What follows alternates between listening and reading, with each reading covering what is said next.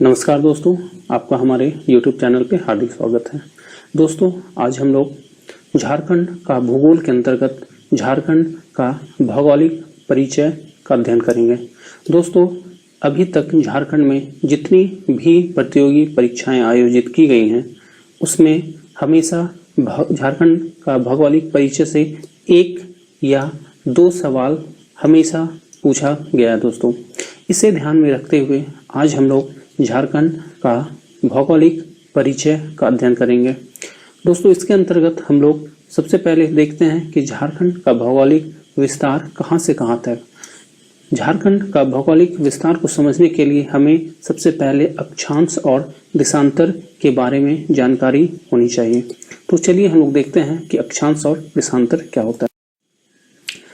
जैसा कि हम लोग जानते हैं कि हमारा अर्थ जो है वो लगभग एक अंडे के जैसा है। दोस्तों, इसमें ऊपर की ओर उत्तरी ध्रुव एवं दक्षिणी की ओर दक्षिण ध्रुव पाया जाता है।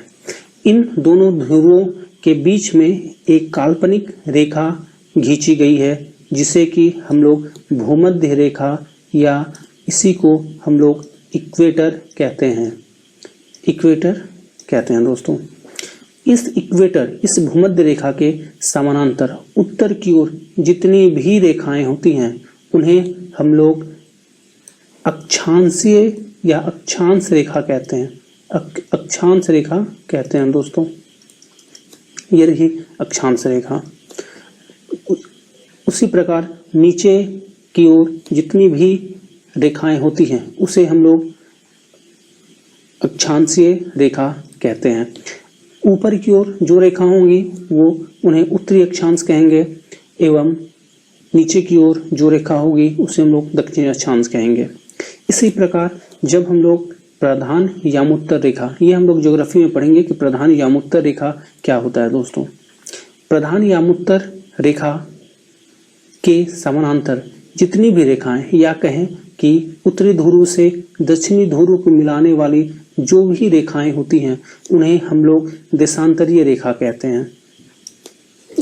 अब ध्यान देने वाली यहाँ ये बातें हैं कि प्रधान यामोत्तर रेखा के जो भी बाएं की ओर होगा उसे हम लोग पूर्वी गोलार्ध कहेंगे एवं इक्वेटर या भूमध्य रेखा के ऊपर की ओर जो भी देश की अवस्थिति होगी उसे हम लोग उत्तरी गोलार्ध कहेंगे। दोस्तों, तो अब हम लोग यहाँ यह ध्यान देते हैं कि हमारा प्यारा भारत की अवस्थिति क्या है। चूंकि हमको झारखंड की अवस्थिति देखना है, जो कि हमारा भारत के अंतर्गत एक राज्य है, तो आप ध्यान दीजिएगा कि ये हमारा इक्वेटर या भूमध्य रेखा है और भारत की अवस्थिति भूमध्य रेखा के उत्तर की ओर है। इसका मतलब ये हुआ कि भारत की जो अवस्थिति होगी वो होगी उत्तरी अक्षांश में, उत्तरी अक्षांश या उत्तरी गोलार्ध में। दोस्तों, अक्षांश या हम लोग कहेंगे उत्तरी गोलार्ध। दोस्तों, उसी प्रकार अब हम लोग देखते हैं यहाँ से प्रधान यामोत्तर रेखा खींची गई है। इसे हम लोग डिटेल्स में जब ज्योग्राफी का सेशन होगा उसमें हम लोग पढ़ेंगे। अब ध्यान दीजिएगा, ये प्रधान यामोत्तर के दाहिने ओर जो भी देशों की अवस्थिति होगी उसे हम लोग कहते हैं पूर्वी गोलार्ध। हमारा प्यारा भारत प्रधान यामोत्तर के दाहिनी ओर है। इसका मतलब यह हुआ कि इसकी जो अवस्थिति होगी वो होगी पूर्वी गोलार्ध में। पूर्वी गोलार्ध में। दोस्तों, हम लोग कह सकते हैं कि भारत की जो अवस्थिति है उसे हम लोग अब कह सकते हैं उत्तरी पूर्वी गोलार्ध। उत्तरी पूर्वी गोलार्ध में। दोस्तों, यहाँ तक अगर आप समझ गए हैं तो अब हम लोग आगे बढ़ते हैं। दोस्तों, ध्यान दीजिएगा कि अभी हम लोग तुरंत देखें कि इक्वेटर के समानांतर जो भी रेखाएं होती हैं दोस्तों, वह अक्षांश कहलाती है। तो ध्यान दीजिएगा कि ये जो अक्षांश, किन ध्यान देने वाली यहाँ बातें यह हैं कि यहाँ जो हमारा झारखंड होगा वो किन दो अक्षांशों के बीच होगा एवं ये किन दो देशांतरों के बीच होगा, इसे आप समझ चुके होंगे। चलिए देखते हैं कि झारखंड की अवस्थिति किन अक्षांशों एवं किन देशांतरों के बीच। दोस्तों देखिए, अभी हम लोग देख लिए कि झारखंड की जो अवस्थिति है वह उत्तरी गोलार्ध में है। गोलार्ध आपको हम समझा चुके हैं। एवं किस अक्षांश के बीच दोस्तों, तो हम लोग देखे थे कि झारखंड की जो अवस्थिति थी वो इक्वेटर, जिसे हम लोग भूमध्य रेखा कहते हैं, उसके उत्तर की ओर थी। इसका मतलब ये हुआ कि यह उत्तरी अक्षांश के बीच में होगा। तो किन दो अक्षांशों के बीच, तो 21 डिग्री 58 मिनट 10 सेकंड एवं 25 डिग्री 19 मिनट 15 सेकंड के बीच, उत्तरी अक्षांश के बीच। ये ध्यान दीजिएगा, यहाँ किन दो अक्षांशों के बीच, तो 21 डिग्री 58 मिनट 10 सेकंड एवं 25 डिग्री 19 मिनट 15 सेकंड उत्तरी अक्षांश के बीच। और जब हम लोग देशांतर का बात करेंगे तो अभी हम लोग देखे थे कि यह प्रधान यामोत्तर रेखा के दाहिनी ओर हमारा भारत की अवस्थिति था। इसका मतलब यह हुआ कि जो झारखंड की अवस्थिति होगी वो पूर्वी देशांतर में होगी।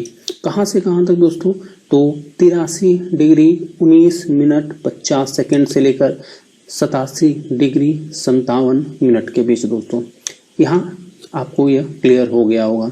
उम्मीद है आपको ये समझ आ चुका होगा। अब ध्यान दीजिएगा दोस्तों, अगर हम लोग झारखंड की आकृति देखें दोस्तों, तो ये लगभग, हम लोग कह तो नहीं सकते हैं कि ये पूर्ण रूप से चतुर्भुज है, लेकिन ये लगभग चतुर्भुजाकार है दोस्तों। अगर हम एक लाइन ड्रॉ करें दोस्तों, तो हम लोग देखेंगे कि यह लगभग चतुर्भुजाकार होगा दोस्तों। लगभग ये चतुर्भुजाकार होगा दोस्तों। ठीक है, अब ध्यान दीजिएगा, इसका मतलब यह हुआ कि इसकी जो आकृति है दोस्तों वो चतुर्भुजाकार है। अब ध्यान दीजिएगा, हमारा जैसे कि हम लोग ज्योग्राफी में पढ़े हैं कि हमारा जो प्यारा भारत का जो क्षेत्रफल है वह पूरे विश्व के क्षेत्रफल का 2.42% है। यही कॉन्सेप्ट यहाँ पे भी अप्लाई होगा। झारखंड का जो क्षेत्रफल होगा वह पूरे भारत का 2.42% होगा। इसका मतलब ये हुआ कि अगर आप ये 2.42% याद रखते हैं तो आपका यहाँ 2 क्वेश्चन सॉल्व हो जाएगा। क्षेत्रफल की दृष्टि से दोस्तों यह भारत का 15वां सबसे बड़े राज्य में आता है दोस्तों, परंतु यह जो इसकी रैंकिंग है यह 9 अगस्त दोस्तों 2019 के बाद था, क्योंकि 9 अगस्त 2019 को जम्मू कश्मीर राज्य का पुनर्गठन हुआ था। जम्मू कश्मीर राज्यों को तोड़कर वहां 2 केंद्र शासित यानी कि यूनियन टेरिटरी बनाया गया था दोस्तों। अब इसके बाद हम लोग देखते हैं इसके सीमा के बारे में।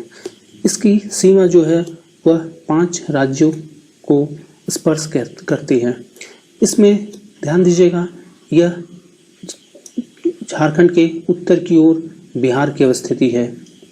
उसके बाद अगर हम पूरब की ओर चलें तो यहाँ पश्चिम बंगाल है यानी वेस्ट बंगाल।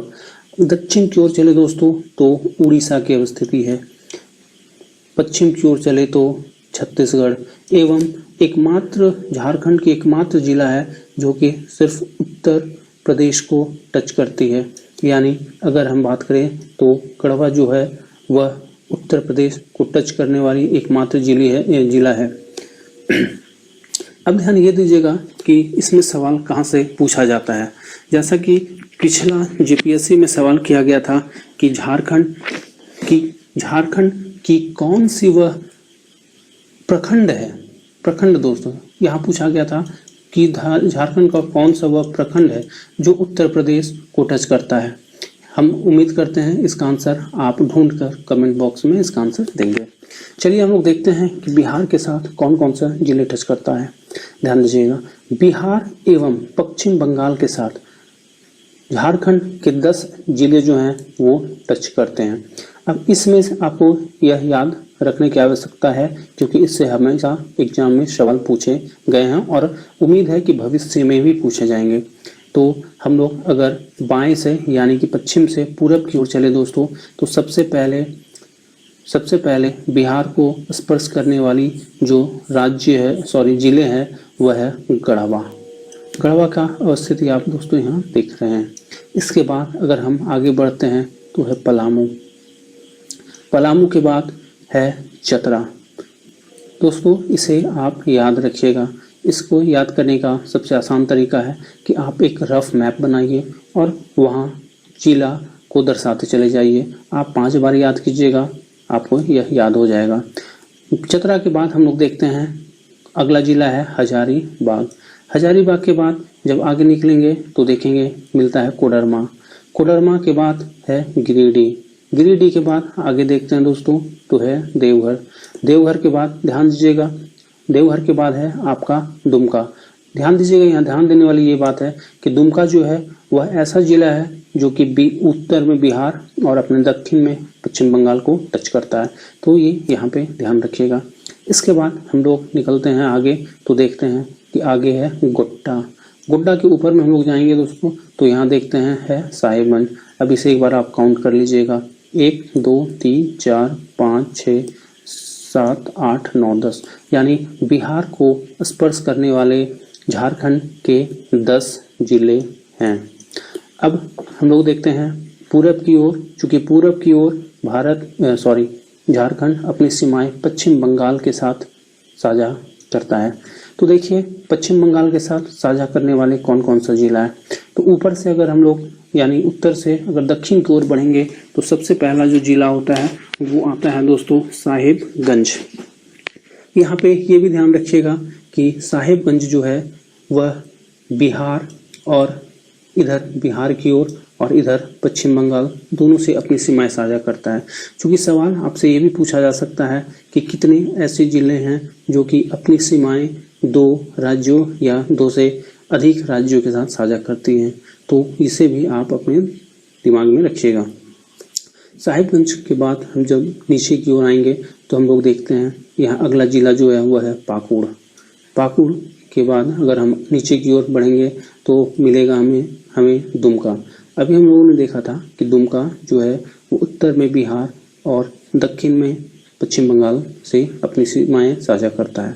यानी साहिबगंज के बाद पाकुड़, पाकुड़ के बाद दुमका, दुमका के बाद दोस्तों जामताड़ा, जामताड़ा के बाद धनबाद, धनबाद के बाद दोस्तों बोकारो, बोकारो के बाद रामगढ़, रामगढ़ के बाद आता है रांची। रांची से अगर हम लोग नीचे की ओर जाते हैं तो देखते हैं सरायकेला खरसावां। अब ध्यान देते जाइएगा, सरायकेला खरसावां भी जो है वह अपनी सीमाएं 2 राज्यों के साथ साझा करेगी। कौन कौन? इधर उत्तर में पश्चिम बंगाल और दक्षिण में थोड़ा सा ही छत्तीसगढ़ के साथ टच करता है। यानी अभी हम देखें कि 2 राज्यों को स्पर्श करने वाले कौन कौन से जिले हो गए हैं। तो इधर इधर दुमका, साहिबगंज और फिर सरायकेला खरसावां। सरायकेला खरसावां से जब हम लोग नीचे जाएंगे तो हम लोग देखते हैं पूर्वी सिंहभूम। पूर्वी सिंहभूम भी ऐसा जिला है जो कि अपनी सीमाएं 2 राज्यों के साथ साझा करती है। कौन कौन? पश्चिम बंगाल और इधर हम लोग आएंगे तो उड़ीसा। यानी अभी से अगर आप काउंट कीजिएगा तो पहला साहिबगंज, दूसरा पाकुड़, तीसरा दुमका, चौथा जामताड़ा, 5वां धनबाद, 6ठा बोकारो, 7वां रांची, 8वां सरायकेला खरसावां, 9वां ईस्ट सिंहभूम। एक यहाँ पे ध्यान दीजिएगा दोस्तों, ये रामगढ़, रामगढ़ की एक सीमा है, छोटी सी सीमा जो कि वेस्ट बंगाल को टच करती है, यानी ये 10वां।